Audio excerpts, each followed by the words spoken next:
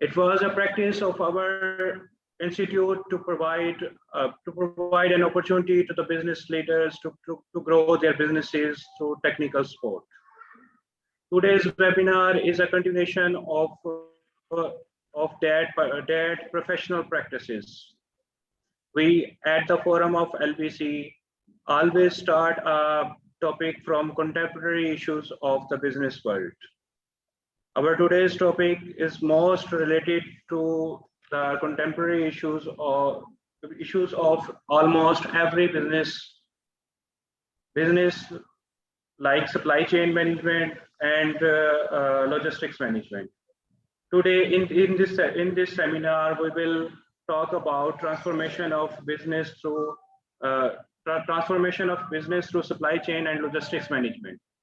And mainly we focused on how supply chain management is effective in transformation of business, recognize the importance of supply chain management strategies in the organization, initiate or improve the supply chain action in an organization. Let me introduce my trainer of today's webinar. We are lucky to have with Mr. Imran Nawaz. He is an MBA. Mr. Imran Nawaz is currently serving as General Manager BD Middle East UAE.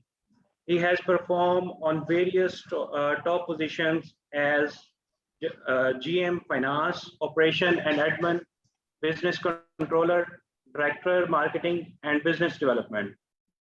He possessed more than 15 years of international experience in strategic improving of operational effective logistics and supply chain and project management. Over to you, Mr. Imran Nawaz. Okay, thank you very much. Hello everyone, can everyone hear me? Just I need one green signal from your side, then we can start it. Yes, we can hear you. Yes. All right, great, perfect. First of all, I would like to say very thankful and I'm very grateful to ICMA for Clarity. They are giving me the opportunity to explain the things, to share my knowledge and my things with all of you, that we can get some benefits, or maybe it is good for anyone in his company. He can get the idea and they can implement the strategies they can use in a broader term supply chain.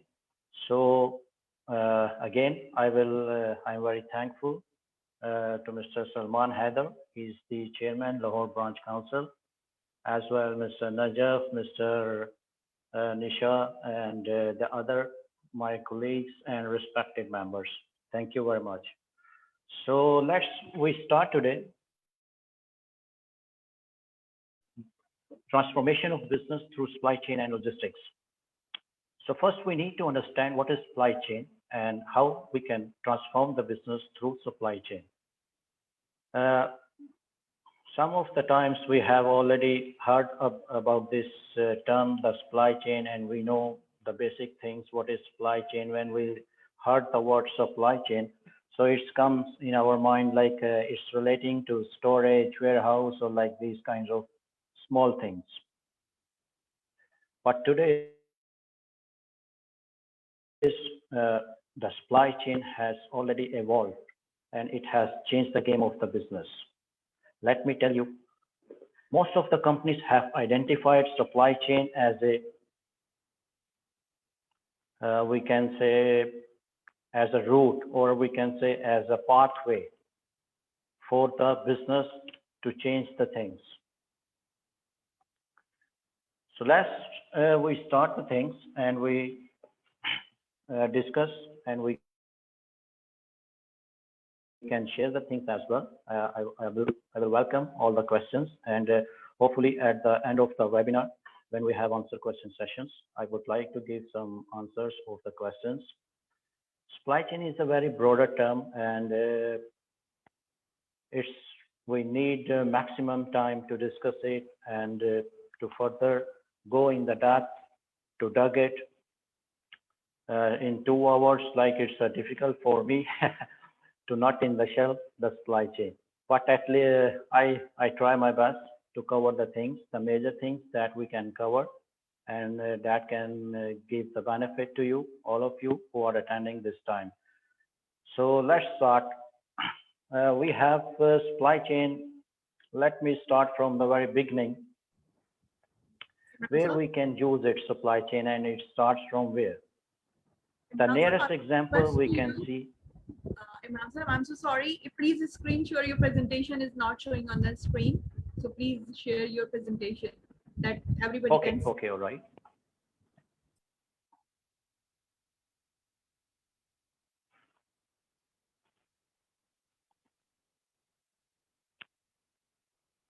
Yeah, I will share.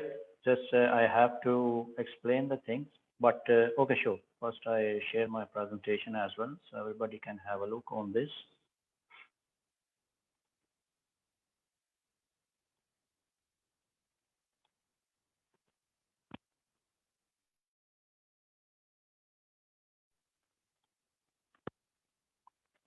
So actually, I was giving the example for the supply chain. Supply chain basically starts from our kitchen. We can see in a house how many members are there, and they have different demands, they have different wishes, and who is fulfilling their demands and who is controlling the things. So the key person is our mother. She's controlling, and she's the basic example of the supply chain. And same example we can put into the industry as well. She knows how much quantity she needs to fulfill the demand of everyone. She knows how much varieties she has to introduce for their kids, for the different guests, or anyone. So this is the basic example for the supply chain. But when we come into the broader term supply chain has changed. We can say there are two basic things for the supply chain that companies want to achieve their goals. One is customer satisfaction, and the second one is the cost effectiveness. Because nowadays companies are facing two problems. One is customer satisfaction, and second one is the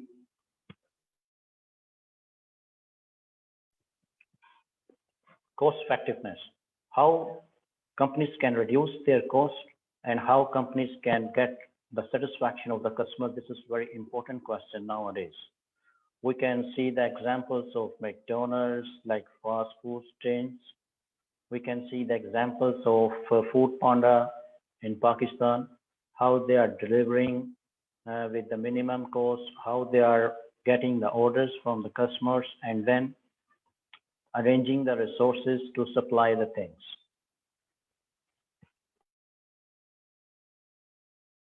So what we can do now, but there is one more very vital element in the role of the supply chain, that is technology.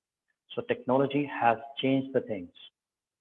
Before going to my presentation, I would like to share one case study with you that can give us the better view or better image to understand what is supply chain in broader term.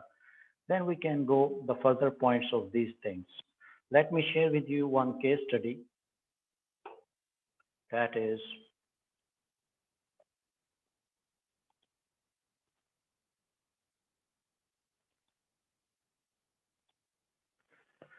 this case study is relating to Tata Motors.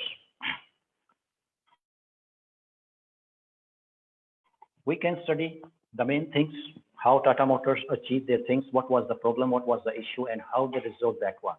In this case study, it's mentioned, and everybody we know, Tata Motor is India's largest and fully integrated automobile company. It ranks top 6 among manufacturers of medium and heavy vehicles in the world. In late 1990s and early 2000s, Tata Motors were facing financial losses due to cost pressures. They also lost market share to the competition. Tata Motors identified the problem in their cost structure. See, here the point is on the cost structure. most of the companies fail and lose their shares on the basis of the cost. So we can see here, Tata Motor identified the problem in their cost structure. Material cost amounted to 65% of the entire cost in financial year 2000, which is a big percentage. Tata Motor decided to address their problems starting from direct materials procurement. They used e-sourcing and e-procurement to attain precision and cost cutting. Tata Motors has employed SAP and Oracle-based IT system to support its database and transactions management. They went into outsourcing of e-procurement. So here they find out the problem. They have something in the procurement problem, so they want to cut down the cost. That's why they choose e-procurement process to free market. So later we can see here Tata Technologies Limited and Dynamic Logistics to enhance the efficiency of the supply chain. Systematic implementation of e-sourcing ensured saving to a tune of around 2,000 million, which is equal to $50 million in 2001. So Tata Motors embraced e-sourcing with an objective to cost reduction. So further we come down, they mention in 2001, Tata Motors employed freemarkets.com, a global supply management solutions company, as a partner in running the e-sources program. The first reserve auction under this initiative was conducted in June 2001. They started e-procurement in the company revolved around reverse auctions for online negotiation of prices for a variety of products and services procured by the company. Then we just come down little. Here is the story. They extended the newfound success of e-sourcing to tier 2 sourcing, etc. Using e-procurement. Tata Motors covered around 18,500 million, which is equal to $370 million of spent from 2002 to 2004. They have covered 25% of direct material purchasing and 55% of indirect material purchasing through e-procurement in the period. And the last we can see Tata Motors suppliers were also happy with the e-procurement technique since it's allowed them to reduce their marketing costs, getting assured contracts, fair and transparent transactions, and clarity of supply conditions. The e-procurement project brought discipline and rigor to the sourcing process and resulted in the creation of cost-competitive and cost-conscious supply base. The benefit are reduced procurement time, reduced procurement cost, realize better value for money spent, standardize the procurement process, and allow equal opportunity to all the vendors. So here is just little benefits, which is we can see procurement is a critical function in supply chain. The procurement function includes vendors and remaining all the things. So let me come back to the presentation so we can discuss in detail further things relating to our supply chain, logistics, and management.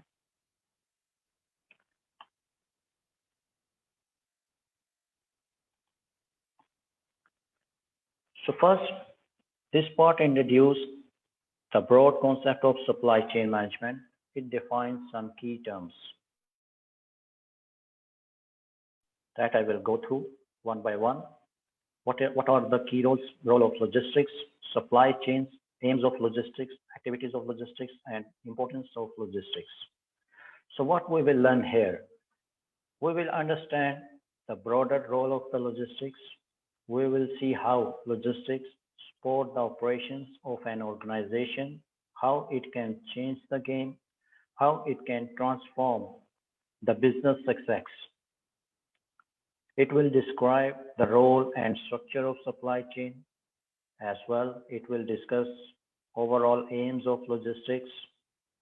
Then we will understand how logistics contribute to organizational performance, how it appreciates the balance between customer service and cost, list the activities within the logistics, and understand the relationship between them. recognize the importance of logistics to every organization. So basically, these are the learning objectives that we will learn from our further studies and further discussions. Actually, supply chain is very, we can say, it's a very discussion subject, and we can learn into direct to direct interactions. Although now we have some problems for the COVID and we are doing through the webinars and all these things. What is the basic definition of the supply chain? The basic definition of the supply chain is a right product at the right time, at the right place, with the right price that we want, everyone. If we think or if we start, just we want a burger, either it's a McDonald's, it's a brand burger, or it's a normal one. So first we see our pocket, what is our budget? We have $2, we have $5, or we have $10. So we start from our budget, and then we contact to the company who is offering us their services, their goods in the same budget. This is for today the main key, we can say the main key role for the companies, because they are depending on the customers, on their budgets, on their wishes, on their demands that they have to fulfill according to their choice. So they are not setting the things according to their. So we can see logistics is the function responsible for all aspects of the movement and storage of material on their journey from original suppliers to final customers. It follows that every organization is concerned with logistics and not just manufacturers. Yes, there is one new concept has come. Supply chain is not only related to goods, it's also dealing with the services as well. The service sector also engaged or integrate with the supply chain. On the national scale, logistics is a huge industry. Yes, it is very huge industry. We need to study it very deeply, very thoroughly. Then we can understand, and then we can put or implement our strategies for the better, for the cost effectiveness and for the better results of the organization. So place of logistics, let's we discuss. Every organization supplies a product which is the combination of goods and services that it passes to its customers. Operations are the activities that make the product, converting inputs into desired outputs that we have already discussed. Material is a general term for everything that an organization moves to support its operation. Logistics is responsible for moving, storing all the materials. Yes, in the supply chain, we need to store something, but once we will go through the next our studies, you will see even the material or inventory also has evolved, and this concept has changed or has moved to new things like just in time, or we can change it. We can see the model of Dell that I will explain after some further our discussions. Then we can see here logistics, moving imports into the organization, material management, we know all, moving them through operations, and outward logistics, moving products to customers. Okay, so what are the activities of logistics and supply chain? First is procurement. We have already discussed one case study of Tata Motors. They have the problem of procurement. Then for the solution, they change it. They come to e-procurement and they save their costs. And now they are among the top 6 automobile companies. Inward transport or traffic. Transport is important to supply the things we have discussed in the definition. If our burger or if our pizza is not on time and we want it at the time, so what it means? If company is failed to supply or deliver the things it on the right time, it will goes as a wastage. For that purpose, companies are working with the third parties, with the suppliers, with the outsourcing operations. They are doing calculations how they can reach to customer according to the set timing and according to the cost effectiveness. Because company have to see their cost cutting as well. So warehousing, stores, stock control. Yes, some of the companies are doing stock controls. They are maintaining huge stocks in their warehouses, in their storage houses to fulfill the demand of the customer. Ultimately, stock or warehouse is also a liability of the business because we are paying expenses, rentals, everything, lease for the warehouse and storage. Material handlings, order picking, packaging, what transport, physical distribution, recycling, returns, and waste disposal locations and communication. The communication is very important to understand what customer wants and what is his desire. According to the correct communication or accurate communication, accurate information, then company is able to provide them accurately the things. So logistics is important because it is very essential for all organizations, has strategic importance, no doubt, is expensive.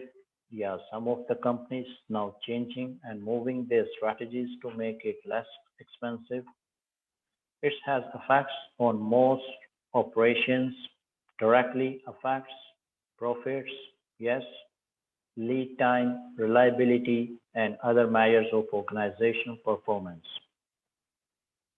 From links with upstream suppliers, from links with downstream customers, determines the best location and sizes of facilities, give public exposure and familiarity, is inherently risky, prohibits or discourages some operations, can encourage growth of other organizations as well. So here, why logistics is important, we can see these are the reasons. Because it gives like this things to us, and it can affect the following things. Let's move to another slide so we can understand the last from 10 minutes what we are discussing. So we can see here one chart, and it starts from the demand for products.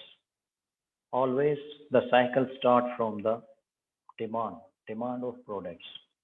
So this demand for the products comes to the operations, then it goes to the supply of products and finally reach to customers. Actually, this is the whole cycle for the company. Basically, it looks very simple, like there are only the four major parts: demand, operations, supply, customers. But if we go in the depth of these cycle or the operations, then we can see how big operations or how small operations and where we are spending more expenses. We are spending more on the cost side. Inputs needed by operations, and then we can get our outputs. This is also the other thing, and it's everything need more time to discuss. But let's go further. So first we need to understand the things, then we can go for more ideas, more concepts that will make easy for us to supply chain. Development of logistics and supply chains. We want only logistics. Yes, this is pressures to improve logistics. Like today we are going to courier a document and the other party needs it by tomorrow, or he wants the delivery within 2 working days. like the DHL, TCS, they are arranging the things for a one small parcel and for a one small delivery. How they are doing their arrangements, we have to see. It is called reverse engineering. We see on the front, this is the one courier that we are going to DHL and we want it's into Saudi Arabia or somewhere else in the part of the world within 2 working days or within 3 working days. And now companies has introduced the expressway. If you submit or if you give them today, tomorrow morning, the persons will receive your things. This is another thing. Of course, charge us more because they are giving some more importance to deliver these things on early timings. Customer satisfaction. Customer satisfaction is very important for the companies. If a person or if a customer satisfied with one company, we know the market term, he will bring 10 more customers. It could be by linkage with friends to friends, with peer to peers, we can refer someone. Like the simple example is if we go to a restaurant and we are eating a pizza and we like it, so tomorrow we'll refer to our friend, please go that place, that their product is very nice, very timely, and they're presenting it very good. So customer satisfaction is more important for the companies that increase their business, their success. Improving communications, yes, this is also very important to understand what customer is asking, what is his desire or what is his demand. Because as a human beings, as persons, we all have different things, different desires. Somebody likes tomato ketchup, somebody likes barbecue sauce, somebody likes something else. So everybody has different varieties, different things. For a one company to fulfill it from the one platform, it's very difficult. That's why companies are going to outsource their operations to cut the costs and to fulfill the customer satisfaction. Responding to changes in the business environment. Yes, new logistics operations that I have already explained how these things are going in business environments and new logistics operations, how moving. Logistics has a long history, we all know, but it has grown dramatically in the past few years. We can see the history before we are cargo the things, shipping the things, but now, of course, it's changed. But what are the things? What are changing the things? Changing the things is changing management attitudes. These things are changing management attitudes. Before, like last decade, if we see, or 20 years ago, we see the company's attitude, their culture was different. And now when today we are looking, this is totally different. Some of the companies are moving very rapidly. They are changing their operations, everything for the success of their business. Change in the nature of market. Yes, it also has come. The markets has changed. The fashion, the culture, and the markets, nature of the markets has changed. For that purpose, also company needs to respond fastly and correctly. Changes in business operations. What changes are coming in business operations? Operations means we have already seen in the last picture, operations are playing a vital role. If one customer demand or order, they need a laptop from the Dell, so it goes to the directly to the company, then their operations are packaging and supplying the things, then they are courier or supplying the products to the customers in within the time. If they will not, they will lose the customer as well as their business. We can see the example technology also. On the further phase, we will discuss the technology as well. Changing views of society. This is also an important role that we can cover under the umbrella of supply chain, that society views has changed. According to that, if one person can get the delivery from China in 2 days, why not we can get the delivery from the US in 3 days or same time in a 2 days? So things has changed. Integrated supply chain. What is integrated supply chain? You can see here in the picture, here is the one factory, or we can say a manufacturer who is manufacturing the goods. They have different storage house, warehouse on the different parts of the world from where they can supply to their customers easily. So problems with fragmented logistics, bringing activities together. Now these things are coming together with the outsourcing. Somebody is very professional in warehousing or logistics. So companies are doing contracts with them to save their costs. Rather than they lease their warehouse, then they need human resource to manage that warehouse, storage house. Then they need proper infrastructure for that warehouse, the parcels, arrangement, everything. Rather than this one, the person who is already involved in this business, you can cope up with them and you can start business with them as your outsourcing partner. Achieving integrations, types of corporations, and difference between logistics and supply chain. Logistics, the main difference between logistics and supply chain is logistics basically referring to transportations and delivering the goods.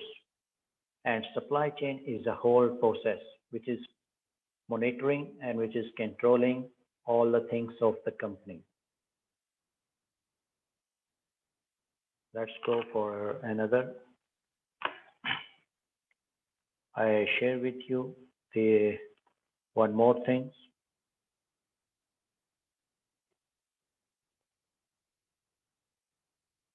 Which is very important. I can show you. Inventory, material handling, and warehouse management. So now we are going to step by step. In the first phase, we now understand what is supply chain.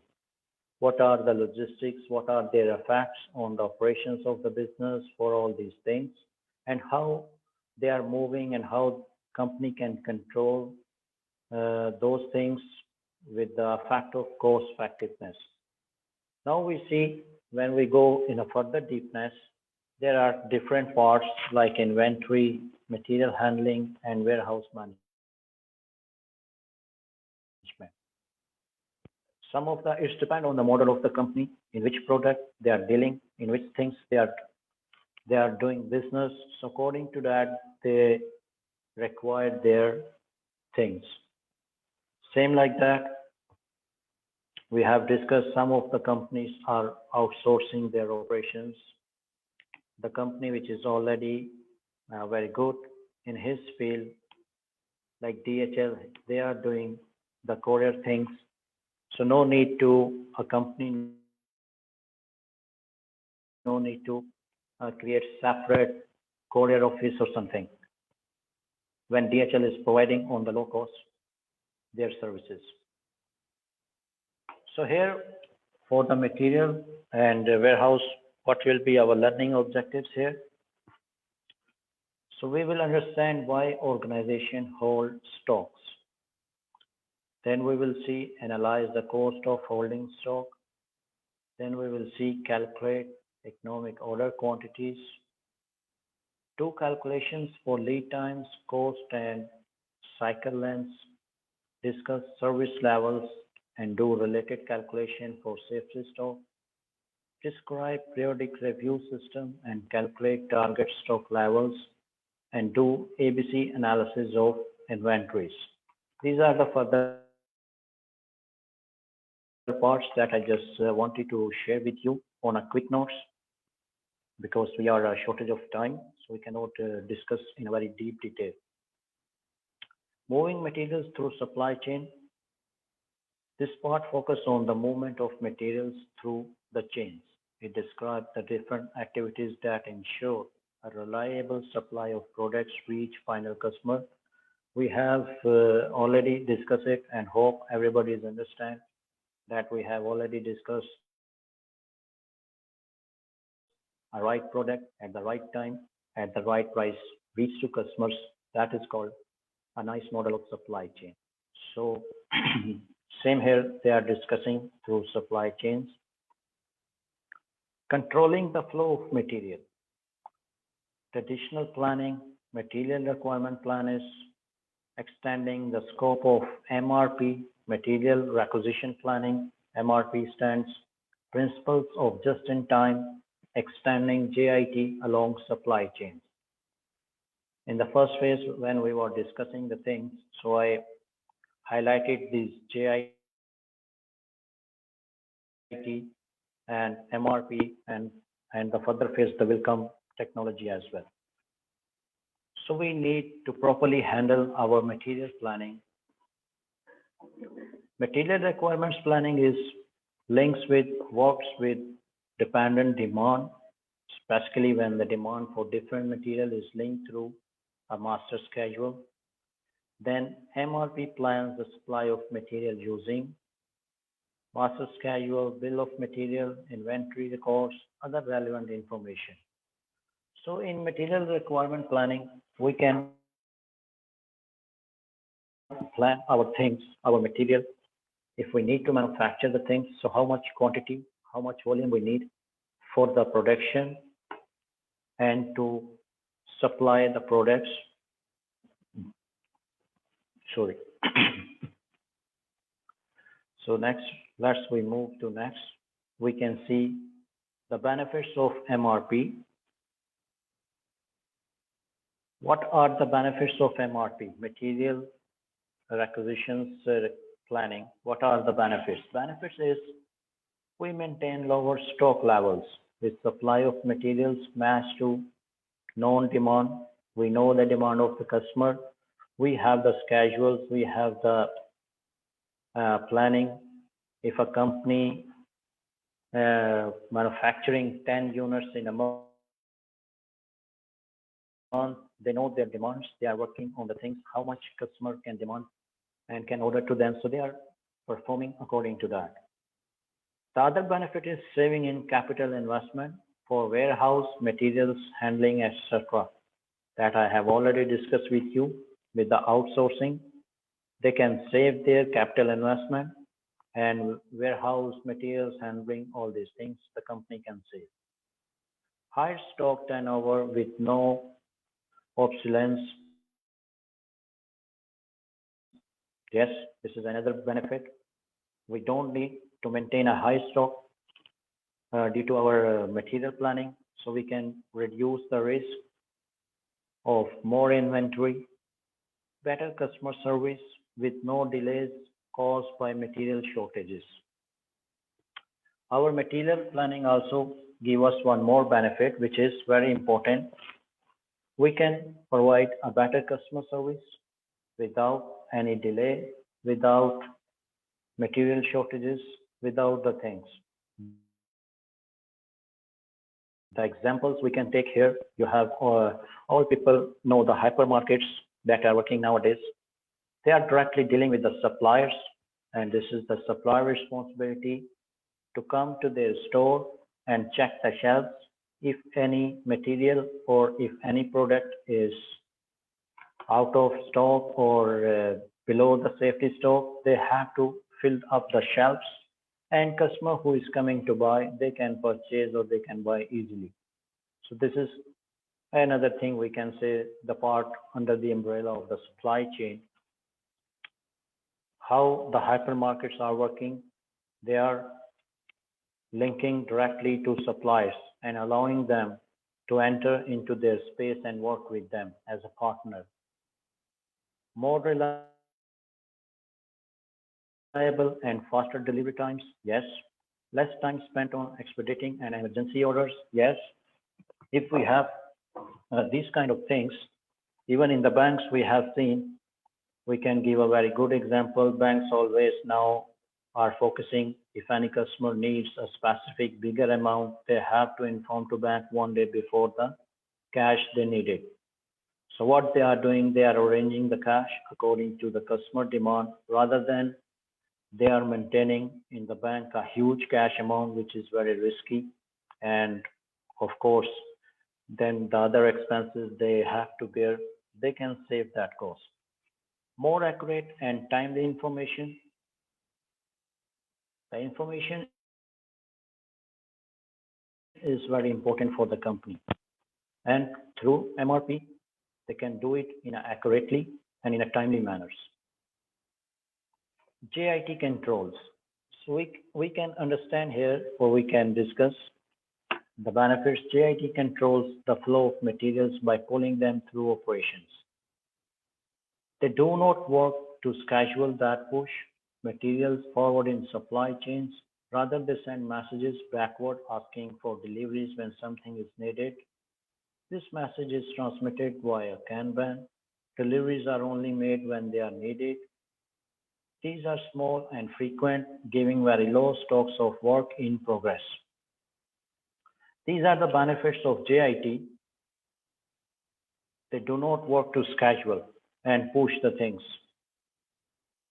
Just in time means if a customer wants these things, now the companies, with the help of technology, technology plays a vital role in managing supply chain and making it efficient and effective in all its distributions, in our formations, all these things. So what they can do, they are links with the suppliers. They are creating, like with the help of SAP, Oracle, they are making the softwares, which is directly go to the supplier. When a customer demands and when a customer order, and if the material or something is out of shortage, the message directly goes to the supplier that there is the safety stock, the inventory or material is below the safety stock. They have to come up and fill up. So they are providing on time the things and customer are getting on time.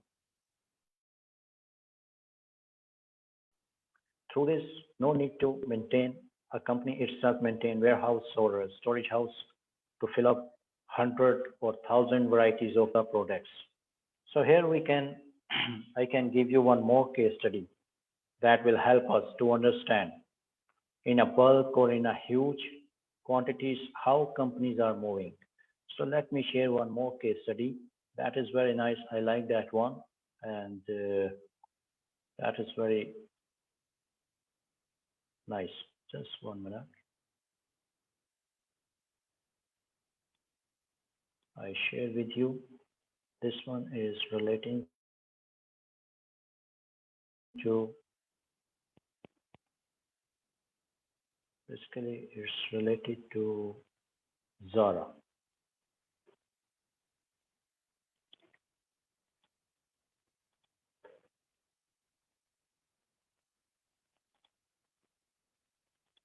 Sorry, just 1 minute.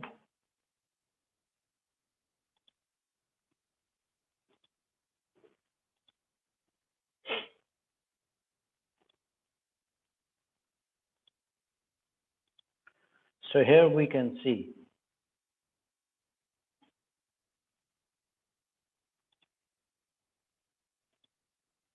yes, this case study. Zara global supply chain keeping ahead of competition. We all know Zara is very famous brand. They are dealing in clothing, garments for men, women, and children. Let me read out some points and we see how they are working, how they are controlling their operations, and how they are the champion of the market.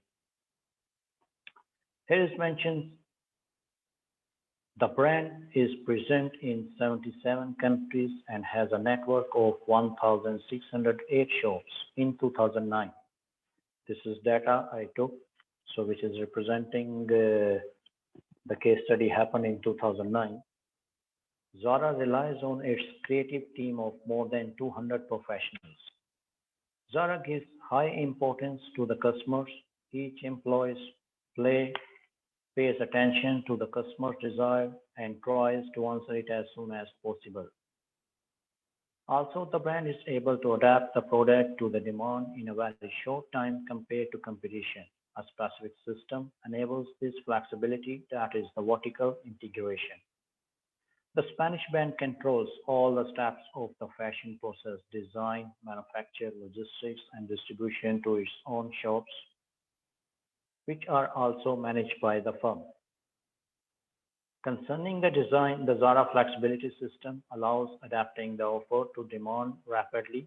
Over 200 designers are able to provide new models for each year,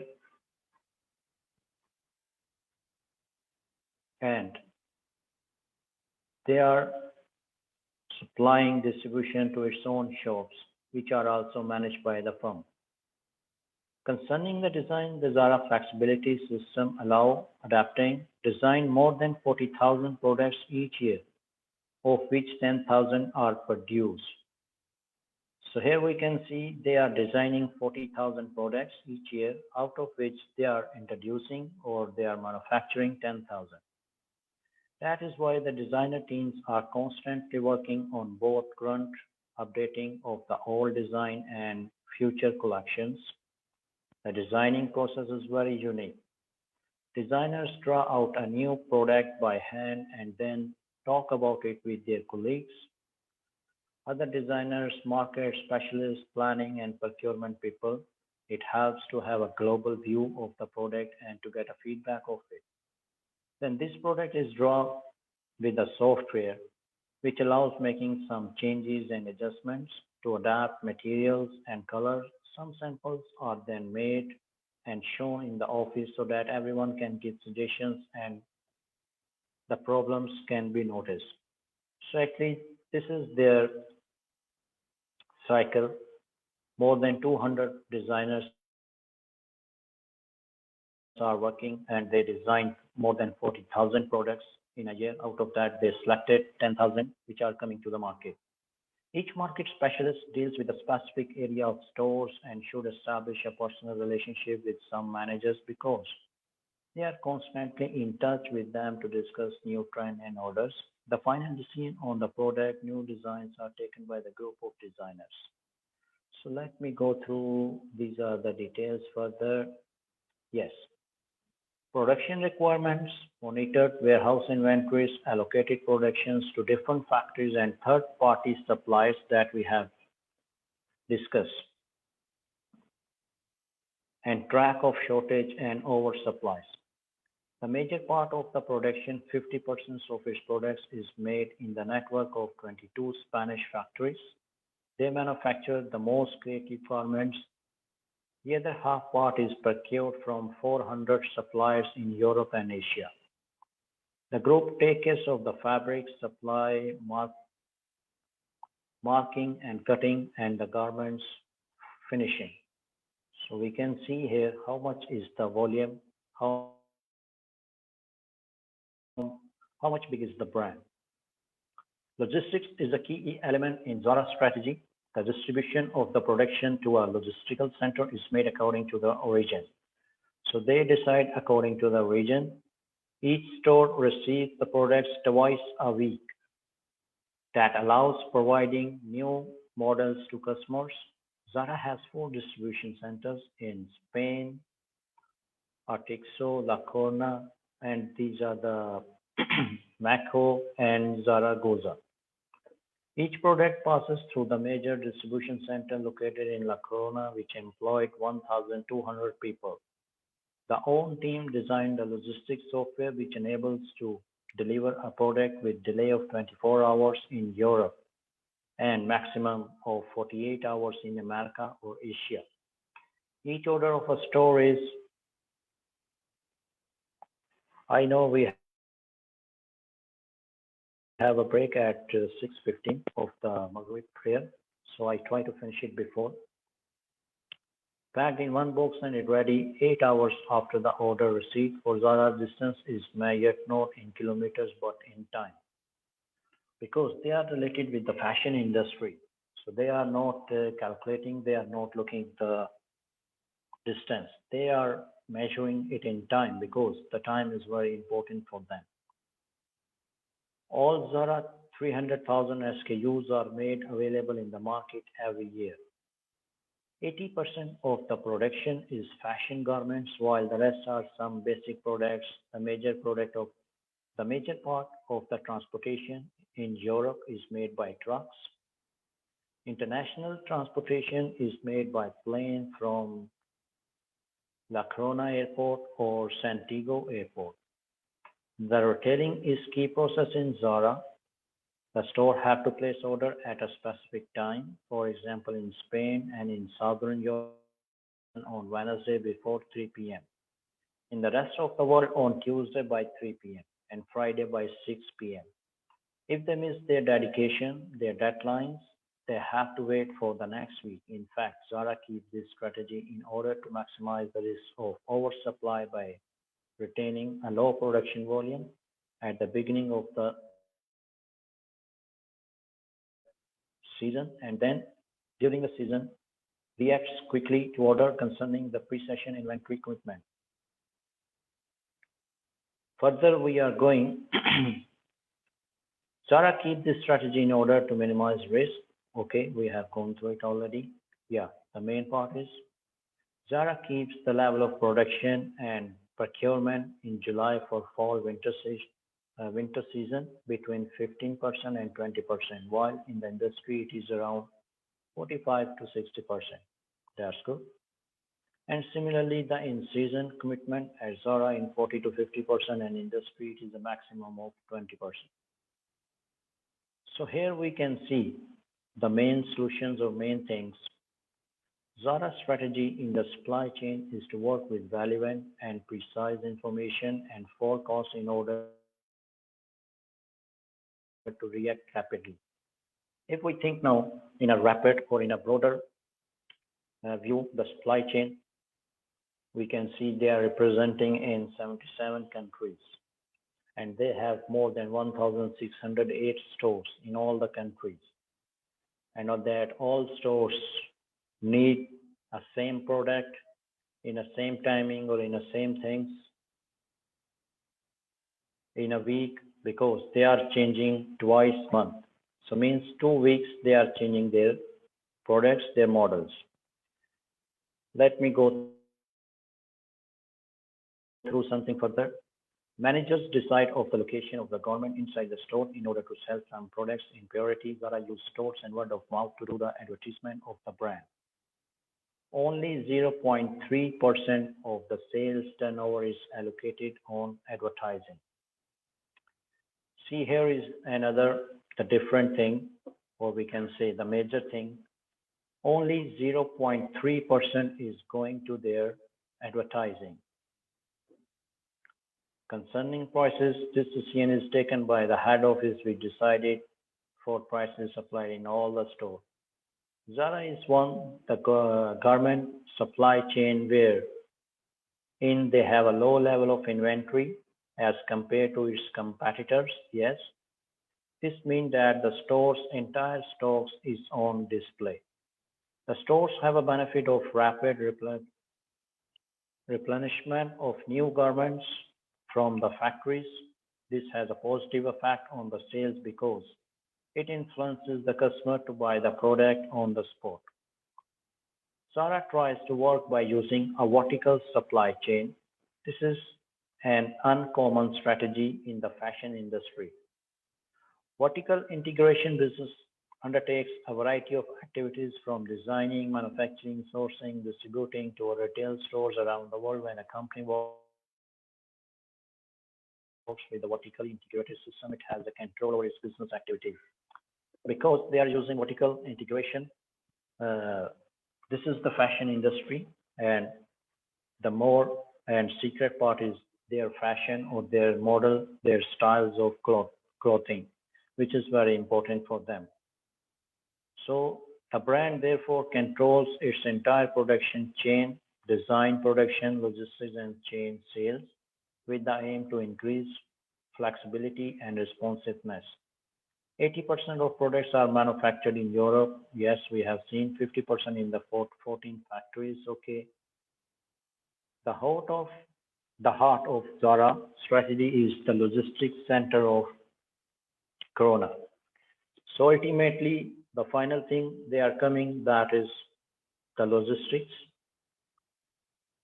Every year, more than 120 million units are shipped from this warehouse.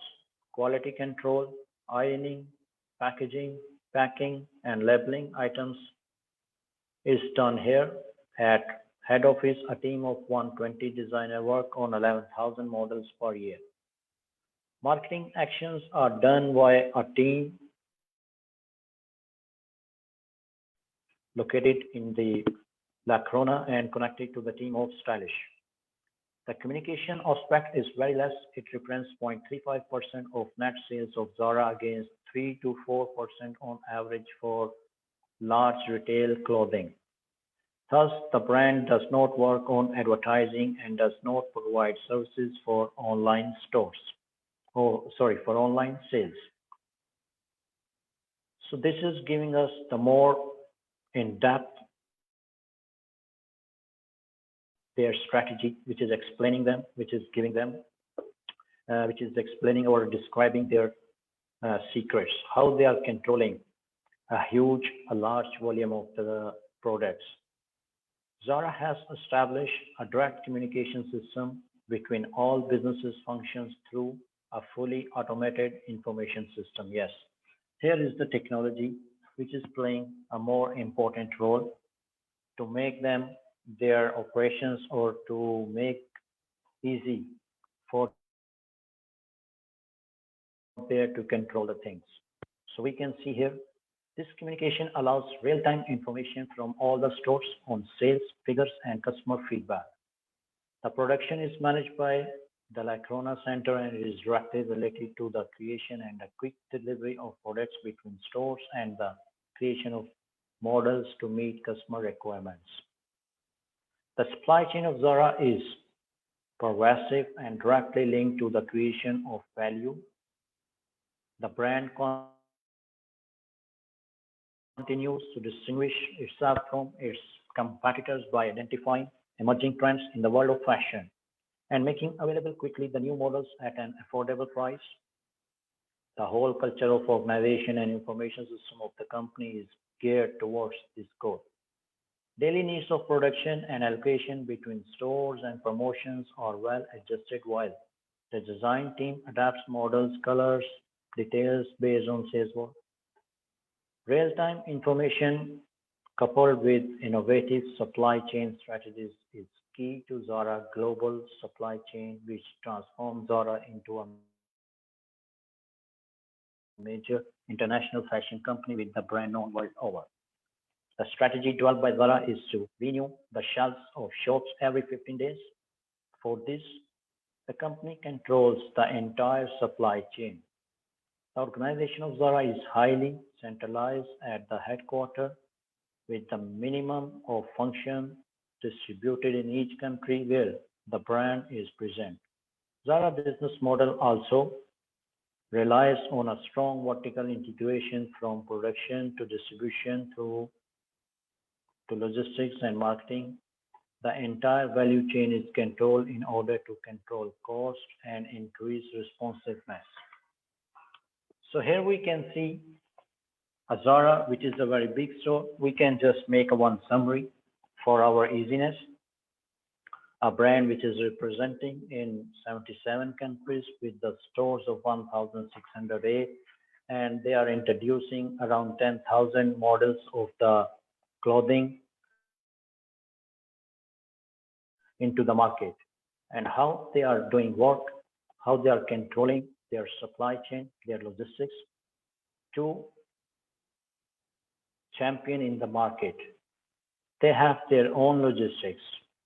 Some of the companies, because this is the fashion industry and they they have the strategy and they think they cannot rely on the third party, because if there is any delay or something will come, that could damage their sales or whatever the remaining operations. So they are doing by themselves. So in the further discussion after the break, we will go for another case study and we will see one more company, how they are dealing, how they are controlling their things. Here we have already reviewed, we have already seen how Zara is playing a vital role with the help of number one, logistics, number two, technology, and number three, their supply chain cycle and operations. So they are doing in the market, they want to keep in the market, and they are moving fast. And the more important things, they are changing the shelves every 15 days. This is also a very big, we can say a very big target for them to achieve this thing to all over the world at the same time at all the places, and they are controlling their costs. They are only spending 0.3% on advertising, which is we can say tremendously has changed their thinking or their course. So let me come back to our presentation that we were discussing.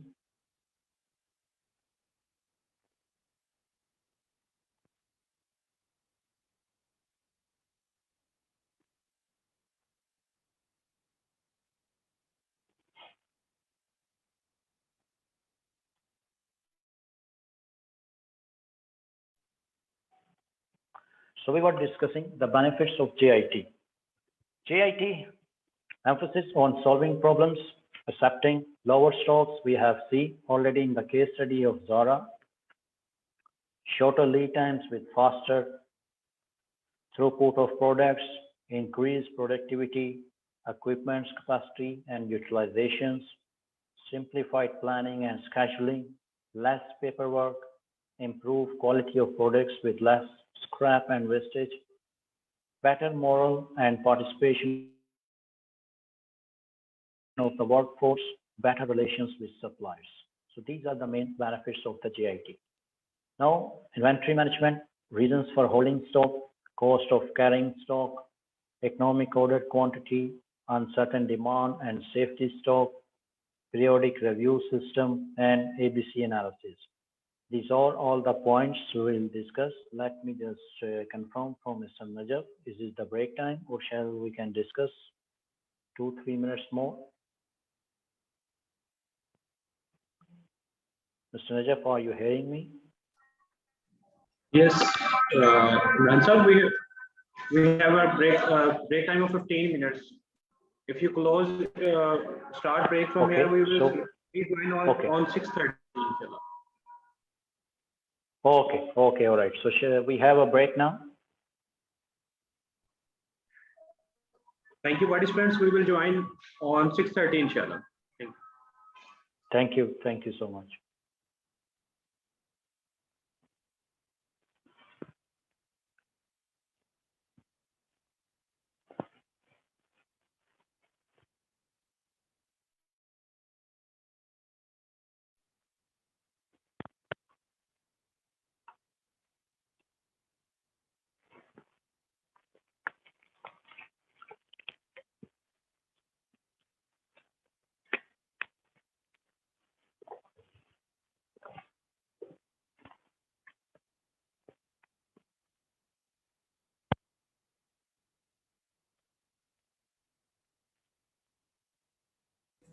Imran bhai, are you there?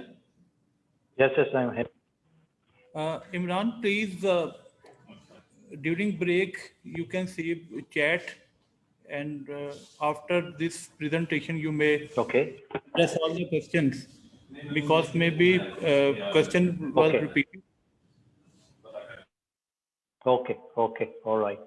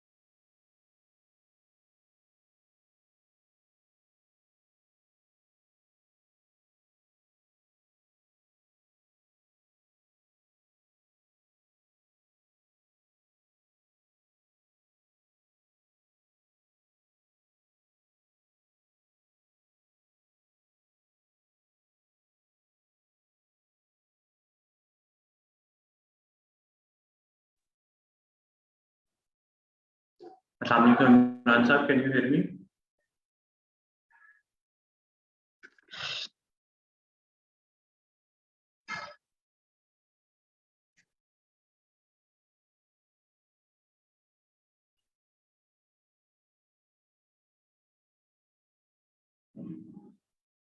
Assalamu alaikum, Imran sir, can you hear me?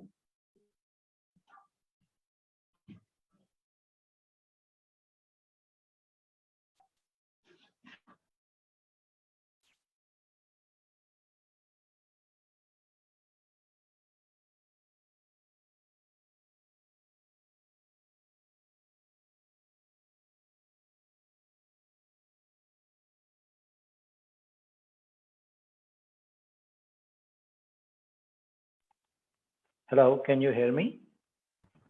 Yes, Imran sir, we can hear you. Okay, great, great. Shall we start or we have to wait? Ji, please, Imran sir, start please. Okay, okay, all right.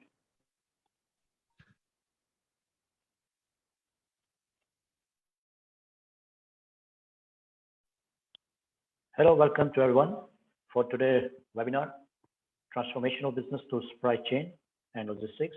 So let me share the screen with you where we stop the things.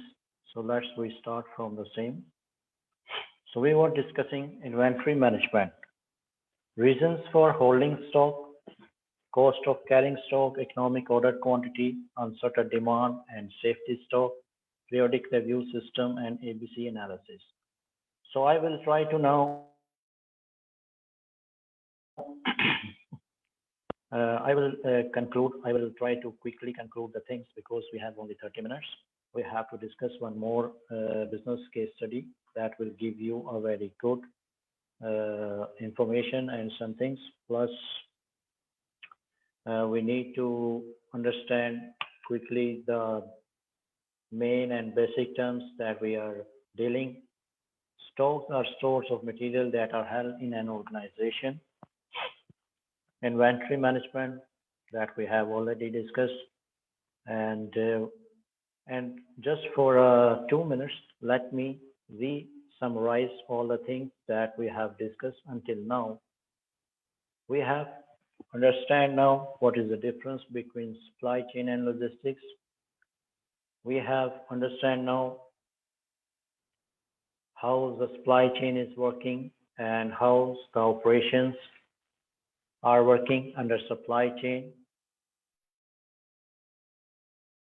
how's logistics playing their part, and we have done 2 case studies as well, which has given us the more information about 2 companies, how they are controlling their things. One is Zara and other one is Tata Motors. We have already discussed. So we start now. Stocks are stores of materials that are held in an organization. What they are doing. Basic questions for inventory management. What items to stock, when to place an order, how much to order, the feature of stock systems follow from these decisions. The main purpose of stocks is to give us a buffer between supply and demand. We can see here quickly the points. Act as a buffer between different parts of the supply chain, allow for demands that are larger than expected or at unexpected times, allow for deliveries that are delayed or too small, take advantage of price discounts on large orders, allow the purchases of items when the price is low and expected to rise, allow the purchase of items that are going out of production or at a difficult find, allow for seasonal operations, make full loads and reduce transport costs, give cover for emergencies, and generate profits when inflation is high. So the main purpose why we are keeping stock, they are giving us the benefit. Benefit of what? That we need to discuss and understand. They are giving us buffer between different parts of supply chain. Some of the times companies, they are, let's say, same example we can take here for the garments. If somebody is out of stock, or we have seen, if we like something, one model or one style, but the store don't have that one, So it means they are going to for the negative feedback from the customer side. And if they have stock on time, everything, they can satisfy the customer and rewarding back their profit, because stocks generate profits when inflation is high.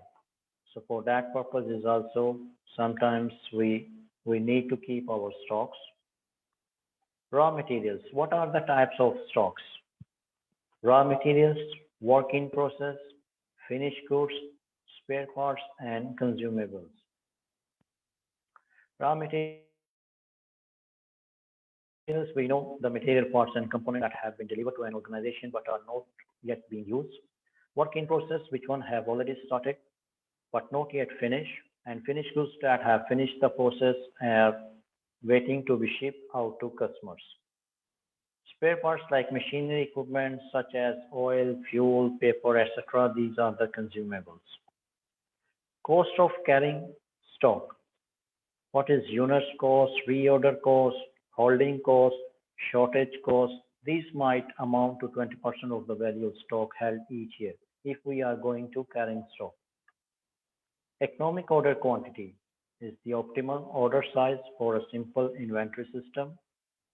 In particular, we can say the reorder cost component falls as the order size increase, holding cost component rise linearly with other order size, and adding the two cost components gives a total cost curve that is an, we can say, U-shape with a distinct minimum. The minimum variable cost identifies the optimal order. The minimum cost occurs when the holding cost component equals the reorder cost component. Next is ABC analysis, which is also we need to understand, very important. We differentiate the things according to their category or according to their expensiveness or according to their price. Analysis to show how much effort is worth putting into the control of different stock items. A means items as expensive and needing special care. So always we need extra care for the items which are need more care. Items as ordinary ones needing standard care, and C means item as cheap and needing little care. A more radical approach uses vendor managed inventory. The supplier who is managing the inventory and who are controlling their warehouses, they always differentiate their warehouse into three different parts. A, the expensive goods, B, the ordinary goods, and C, the cheaper goods. So they build their infrastructure according to the products. And in that way, they can save their costs as well. This is a very important part for the warehouses, how they can manage their warehouses according to the classification of products. Review inventory management. We can see here the movement of materials throughout supply chain is not continuous. They often stop. Whenever they stop moving stocks, they are often very expensive. So this is the basically inventory management review. Next is warehouse management. You people can see here like a DHL is a giant in delivering the items. So how they are managing their warehouses according to the item classifications. Some items are very precious. Some items are glass made, mobiles, phones. Some items are paper. Some items are not very important, general things. So they give importance according to the product and they charge according to the product importance. Warehousing and material handling. This is also a key, we can say, play a vital role, how you are handling your material and why we are making warehouse. So purpose of warehouse, activities within a warehouse, options for ownership, layout facilities, material handling, and packaging. All these items are very important. We want to deliver a safe item, a good condition item with the good quality to the customers, not with the broken or something. So what will be our learning objectives here? We need to understand for warehouse their roles in supply chain, describe different activities within warehouse, compare the benefits, private and public warehousing, appreciate the importance of goods, discuss the factors, warehouse layout and operations, review different types of use in warehouse and discuss the use of packaging and different forms it takes. I will go through quickly because we have to discuss the procurement, which is also very important. I was checking the questions. Somebody was asking why we need to study the supply chain and how we can find a good suppliers in this digital world. So I think the further coming studies will explain them and hope it will satisfy their questions. So let me go through fast. What is the purpose of warehouse? Stock is traditionally kept in warehouse. A warehouse is a location where stock material held in their journey through supply chain. So that's why we keep or we prepare the warehouses. There are main two types of warehouse. One is those linked to upstream suppliers and dealing with the raw materials. Those linked to downstream customers and dealing with finished goods. Arrival-based, storage area, departure-based, material handling system, information system. There are many variations on the basics patterns that every company is following according to their need and according to their demand. These are the 5 basic elements of a warehouse. Next is, this is block stacking. This is pushback pallet that we are using. Double deep racking. This is how they are storing in a minimum space, how they are managing the huge quantity of goods, products, and parcels. Pallets movement, the pallets movements they did through the different equipments. I can show you. We can see here. This is hand pallet truck. Some of the companies in the warehouse are using this one. Powered pallet truck. Some of the companies are using this one, the automatic or powered one. These are the different kinds of stacker trucks which are dealing with the goods moving up and down, right and left, all these things. Single, double, deep. Also the rows, how we want to maintain our warehouse with the single or with the double heights, volumes, shelves. Here is one picture of the warehouse for the big items, how they are maintaining. And here was our learning objectives for the warehouses. Material handling. I can share later. I can send these presentation if anybody is needed so they can go through in a detail because we are shortage of time. So here is the material handling equipments that we can deal or we can handle.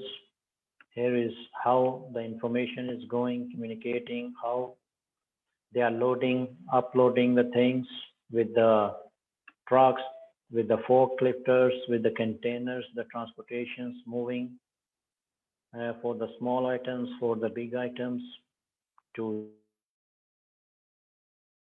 save their broken for the quality. This is the hydraulic system, folks. This is the details. And these are the pictures for the warehouses that all people, you can see how companies are maintaining the things according to their requirements and how they can easily move the things. Now we go to the procurement. I share with you the procurement. Quickly we will discuss and then we can conclude or we can finalize our things.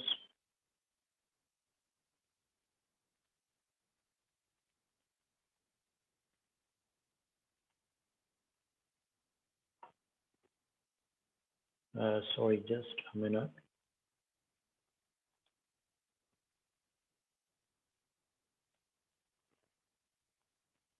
Yes, the module 3 procurement. We will need to discuss now the procurement. So I share the screen with you. Yes, it is here.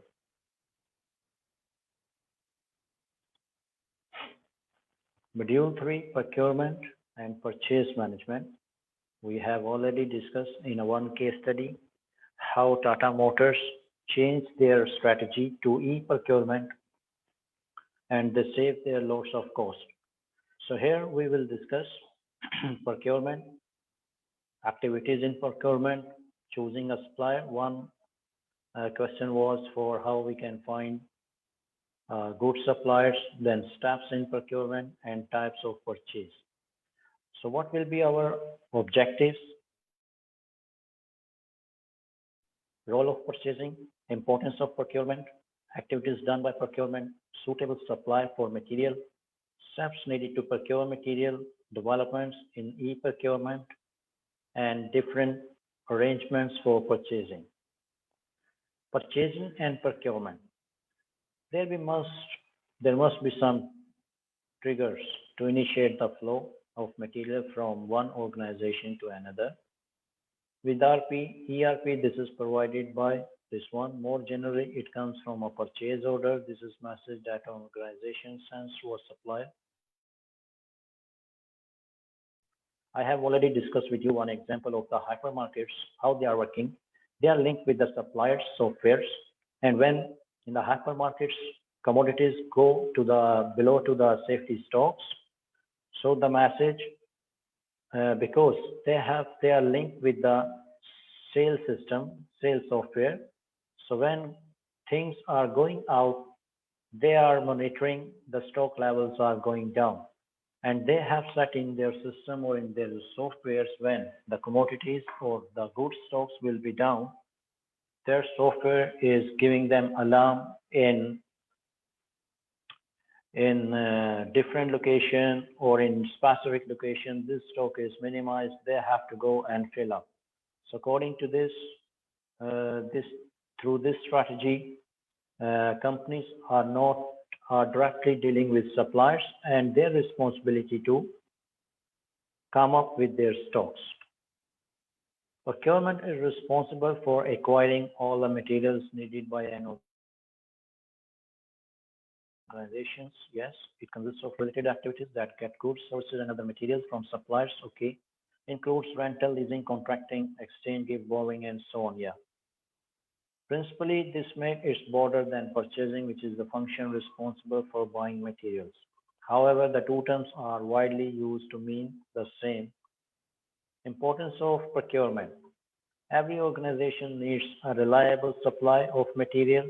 Procurement is responsible for organizing this supply, so it is an essential function within every organization, of course. Without supply or without procurement, it's not possible manufacturing or production. It forms an essential link between vendors and purchasers, yes, and provides the mechanism that triggers the movement material that I have already explained you. It is done badly. If it is done badly, materials do not arrive or the wrong materials are delivered in the wrong quantities at the wrong time with poor quality at too high price, low customer service, and so on. So this is the disadvantage. If a company is not controlling his supply chain and logistics properly, if the good will not go on time, material will not delivered on time, so in case company will lose their shares or their profits. A rule of thumb, procurement accounts for 60 to 70% of corporate expenditure. A small improvement here can bring significant benefits, of course. This recognition has come to many organizations. Surprising, recently, the status of procurement is now growing. This has been helped by activities like centralized purchasing. Yeah, some of the companies are doing, they are purchasing in a bulk and then they are supplying into different branches. We have seen the example of Zara. They are producing all the things into their warehouse and then they are supplying in the different parts of the world. What are activities involved in procurement? First one is needs for material, identifying users, demands, describing the material, deciding whether to acquire the material, type of purchase, market conditions, long list of suppliers, forming a short list of supplier, evaluating the short list, choosing the supplier, ordering the material, recording the arrival, expediting, and reviewing the purchase. So this is whole procedure of procurement. Of course, we have 100 suppliers of one company, so we cannot go for 100 suppliers. We have to shortlist the things, and we have to shortlist our suppliers as well. Then we have to shortlist or evaluate this shortlist. Then we have to choose 3, 5, 10 suppliers. What is the requirement of the company according to the demand? From a vendor's perspective, there are 3 key steps in the purchasing procedure. Get on the long list, and for this, they must offer the type of material that company wanted. Qualify for the short list, which means they have features that put them among the best competitors. To win the order, which means that they have specific features that make them the best supplier on the shortlist, means with the price, quality, and specification. Single sourcing brings benefits. These are the benefits which are coming. Stronger relationship between customers and suppliers, yes. Formalized partnerships, commitment of all parties to the success relationship. Discussion lead to better performance. Economies of scales, prices, communications, reduce administration and simplify procedures, less variation in materials and conditions, confidentials. Multi-sourcing also bring benefits. Yeah. In one example, Tata Motors, we have seen they have merged, they did partnership with one supply solution company, and they recommend them for the e-procurement. But on the other hand, Zara, they are doing by themselves everything. So here we can see competition between suppliers, reduce prices. This is the benefit. Less chance of disrupted supplies if we have more than 2, 3 suppliers in hand. So we can deal with them to avoid the consequences for dealing with one supplier, more easily with varying demands, organizations, more likely to encourage innovation, and does not rely on trusting one external organization. Yeah, this is the very steps in procurement. We know all what are the steps in procurement. Here I have mentioned in a brief, in a detail, so we can handle. We can read out the each supplier, then procurement, then the chosen supplier. Then procurement, acknowledge the delivery, yes. Then the user department receive and checks the material, authorize transfer from budgets. Then procurement, arrange payment of the supplier invoice. This is the last 3 slides. This is all the steps for the procurement, how we go and how we complete our procurement step by step. This is all the detail. Okay, so this has finished. Let me share last case study with you, so we can have then another idea for this one. Let me share the last study with you.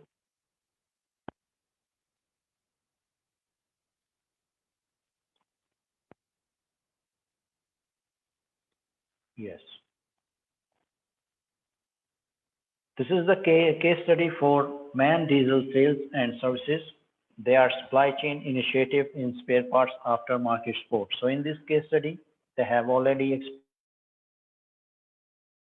explained what was the problem, what was the issues that company was facing, and what steps then they took on the basis of the supply chain, and they resolved the things in a better way.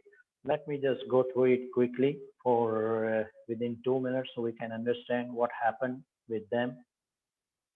Man Diesel Sales and Services, MDSS manufactures variety of engines from 60 to 2050, 2500 HP horsepower capacity range.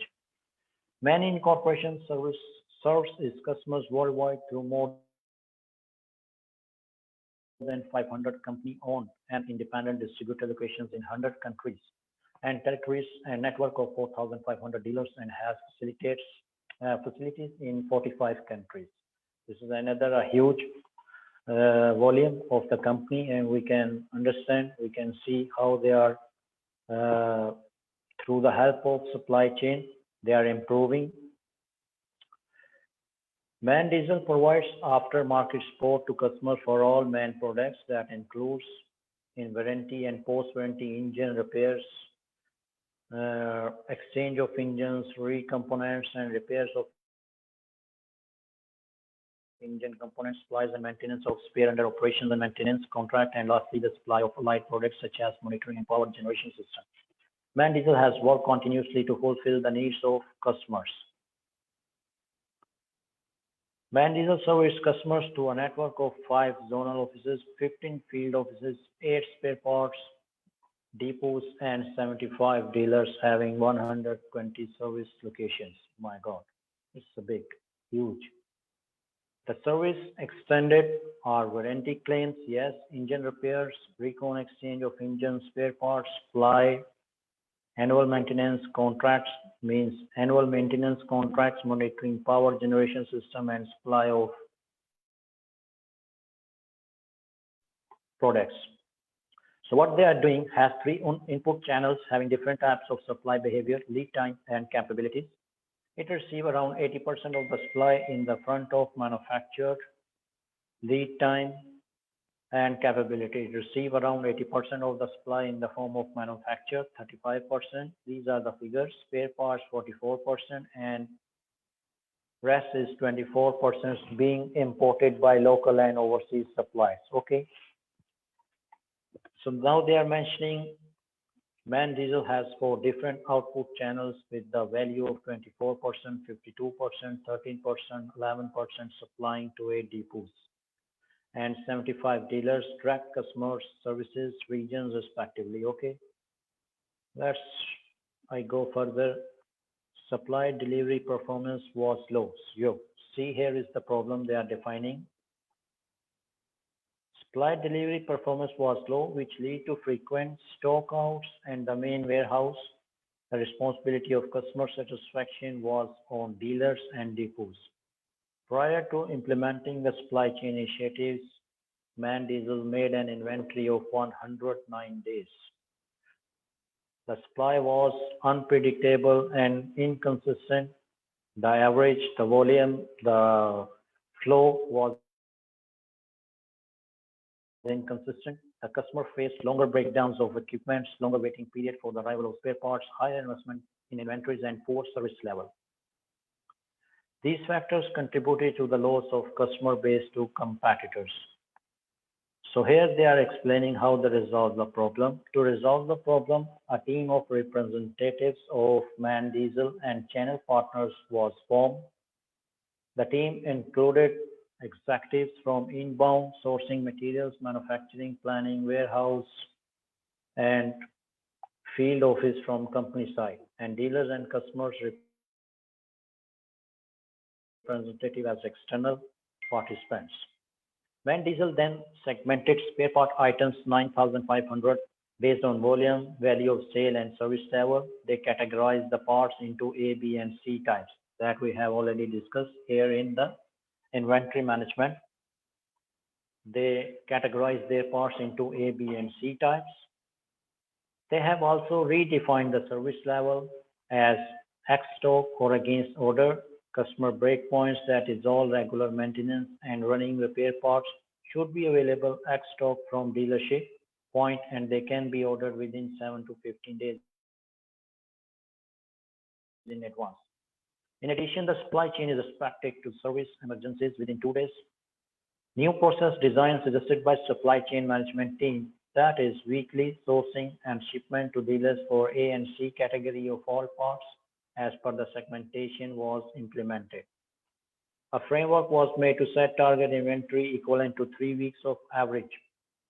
So now they have reduced the inventory time. Before they were maintaining for the 91 days. And now they has come to equivalent to 3 weeks, means 21 days. Where dealers were expected to report about inventions on the specific day of the work, creating POS point of sale information available at Man Diesel. They use weekly bucketed information of sale for generating forecasts from desktop tools with the lead time for ABC and category parts. That's great. For releasing firm orders, lead time was scheduled in the target week. Also, the next 4-week forecast was worked out, providing visibility for 4 weeks. So here they are using the technology factor. They started using a new measure called CLIP, means Committed Line Item Performance. CLP is the binary indicator of whatever or not a line has been fulfilled to extent of 90% plus target quantity. KPIs measuring various CLIP parameters related to supply, order processing, dispatch, and forecasting. In the warehousing and logistics, they started scheduling allocation on a daily basis and agree on fixed delivery. Printing time played a major role in putting in the place the picking and packing, right boxes, and movement to shipment area. They introduced automated storage and retrieval system at the warehouse to improve warehouse efficiency. In outbound logistics, Man Diesel undertook a Six Sigma project to capture the increased opportunity in logistics and distribution network. Okay, the project investigated and analyzed the total cost of shipment, time taken for covering the distance, and consistency of performance. The company felt that transportation by a few agencies performing nationwide deliveries was a better option than individually nominated transporters. In addition to the above, Man Diesel installed ERP technology factor as a part of its capability enhancement efforts. This system was multi-organizational and Man Diesel was one of the organizations included in the program.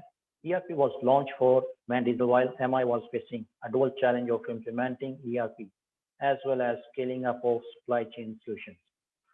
So in this case study, we also have seen what was the problem to the company on the large volume, on the large scale.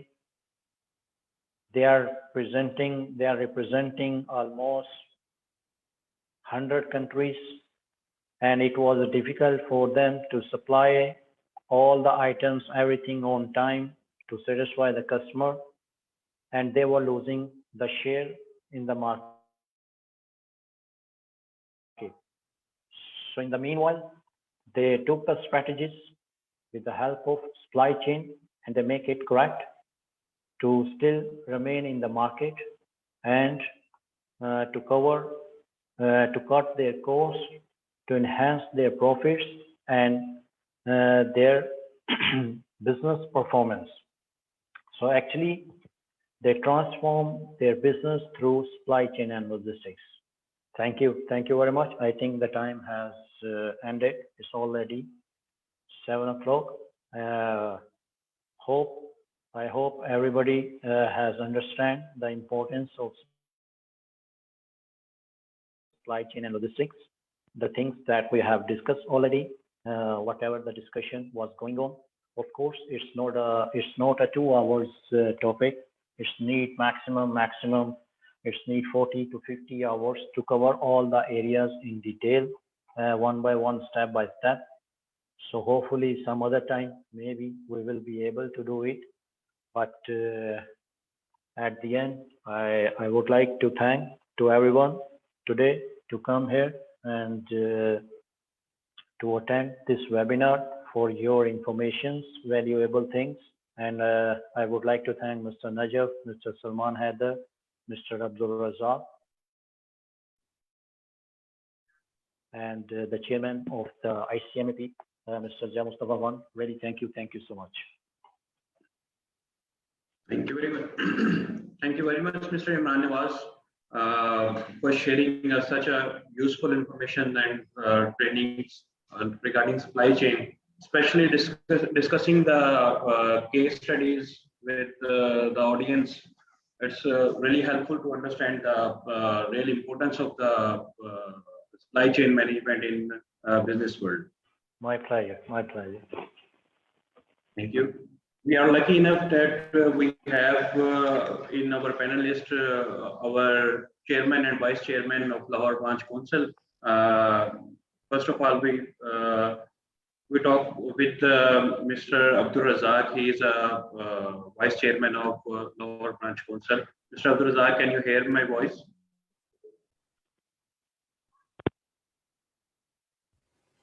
Yes.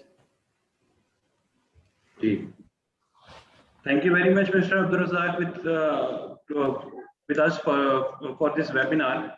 Please share some views regarding the importance of supply chain and logistic management in today's business world. Thank you, Najjar.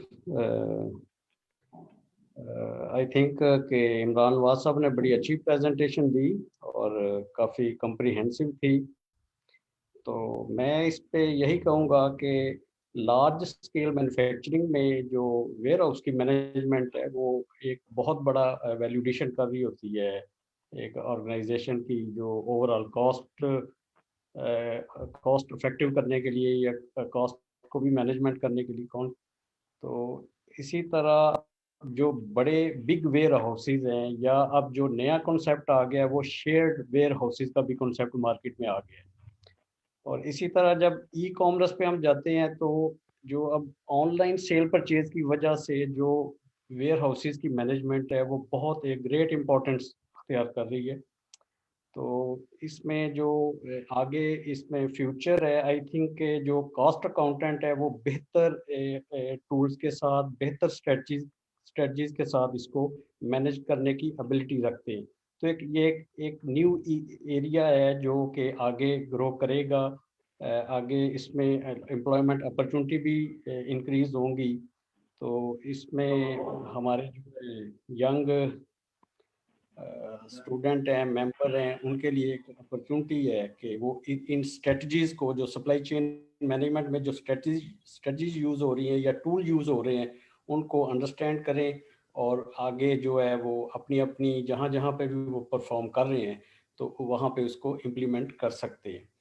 तो I think के जो अब मतलब लाहौर की अगर बात करूं तो यहाँ पे शेयर्ड वेयर हाउसेस का कॉन्सेप्ट जो है ना वो बड़ी तेज़ी के साथ आगे बढ़ रहा है कि हम इंडिविजुअली हर शख्स अपना वेयर हाउस बनाने की बजाय लोग अब कंबाइंड वेयर हाउसेस की तरफ आ रहे हैं। बस मैं भी एक बिजनेस में अब डील कर रहा हूँ, तो मैं भी उसी स्ट्रेटजी पे हूँ कि मैंने अपना वेयर हाउस नहीं बनाया। मैंने ऑलरेडी जो किसी का बहुत बड़ा वेयर हाउस था उसी को ही मैनेज कर रहा हूँ और मैं सिर्फ उतनी उसको प्राइस पे करता हूँ या उतना उसको उसका रेंट पे करता हूँ जितनी देर मेरी गुड्स वहाँ पे स्टे करती हैं। तो सीज़न में थोड़ा सा वो ज़्यादा हम स्टे करते हैं और बाज़ औक़ात हम वहाँ पे। अब इसमें बेनिफिट क्या हो रहे हैं कि बाज़ औक़ात जब बड़ा ऑर्डर आता है तो फैक्ट्री टू कस्टमर हम डायरेक्ट सप्लाई दे देते हैं, अपने वेयर हाउस में लाते ही नहीं। तो ये सारी आगे स्ट्रेटजीज हैं, ये कॉस्ट इफेक्टिव हो जाती हैं, बिजनेस की ओवरऑल उसमें परफॉर्मेंस में वैल्यू ऐड करती हैं। तो मैं स्पेशली शुक्रिया अदा करता हूँ इमरान नवाज साहब का कि इन्होंने बड़ी अच्छी और कम्प्रीहेंसिव प्रेजेंटेशन दी और साथ इन्होंने कंपैरिजन में जो प्रैक्टिकल एस्पेक्ट से बताया भी किस तरह से अब कंपनीज आगे इनको इसकी बेहतर मैनेजमेंट से वो दूसरों से कंपेटिटिव एडवांटेज मार्केट में हासिल कर रही हैं। तो थैंक यू इमरान नवाज साहब आपका कि आपने chairman vice chairman Lahore branch council for sharing his practical views and practical approach. Sir Imran Nawaz, I have a question with you. How IT is important in supply chain management? Role of IT. Yeah, we can.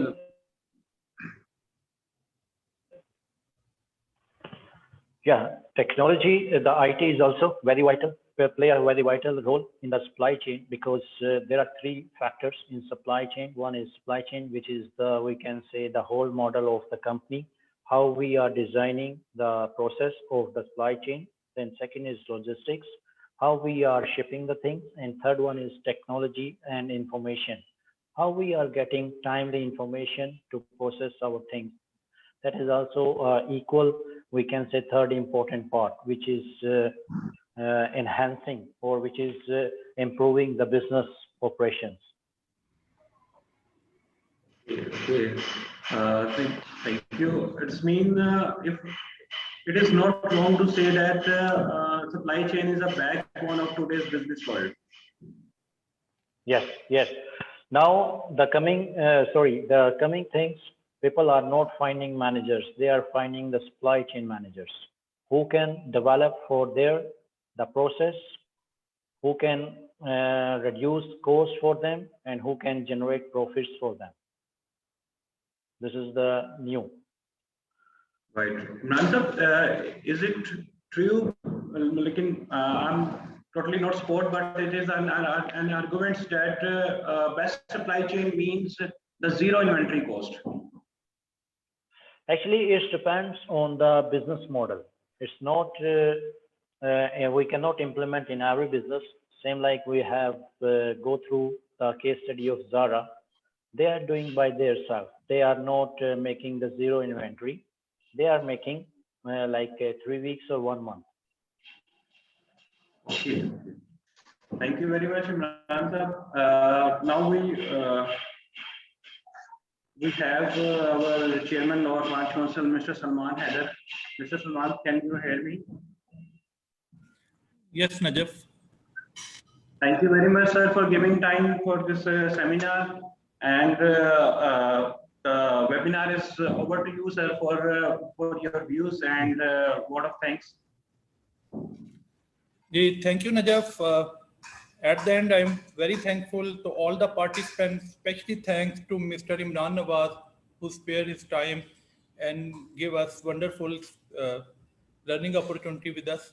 And also very thankful to Chairman CPD Committee National Council, Mr. Atar Salim Chaudhary, who gave us opportunity to provide webinar to our members for their learning. And also very thankful to all the participants and Madam Maqsood Nisa for giving us support on this webinar, my Vice Chairman, Mr. Abdul Razak, and my other team. And I hope from this webinar on the supply chain management, my audience learn a lot. And if you people have any suggestion on today's webinar and other type of suggestion, we would love to welcome to all your suggestions. And at the end, I am again thankful to all of you. Thank you very much. Thank you very much. Some people raise hand. Maybe they have question. If you have time, you may ask question, or you may take questions from our audience. Ms. Nisa, are you head office from head office? Can we take the questions?